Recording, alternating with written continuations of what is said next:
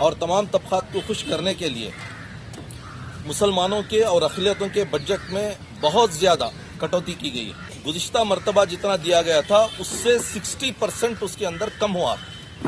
Social democratic party of India 3 सालों से 10,000 करोड़ रुपए का मुतालिबा कर रही है। हमारी हिस्सेदारी यहाँ के नेचुरल रिसोर्सेस में है कि बजट में हमारा हिस्सा है, लेकिन यहाँ पर सिर्फ मुसलमानों को ही कम बजट देने का मकसद क्या है कि दूसरे जो फिस्ताई ताकतें हैं इनके प्रेजर में कहीं आ गई है क्या हुकूमत ने?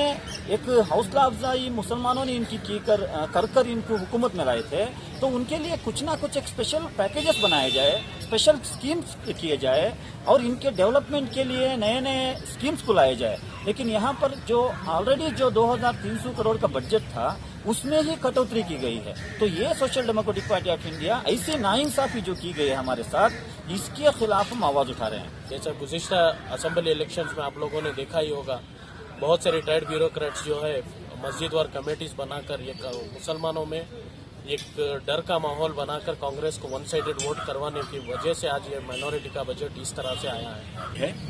10,000 करोड़ का हमारी डिमांड थी और आज के हालात के हिसाब से और आबादी को मद्देनजर रखते हुए 15,000 करोड़ की हमारी नई डिमांड है। लेकिन यहाँ पे जो पहले था उसी में कटौती हो गई है, जिससे हम बिल्कुल नाखुश हैं।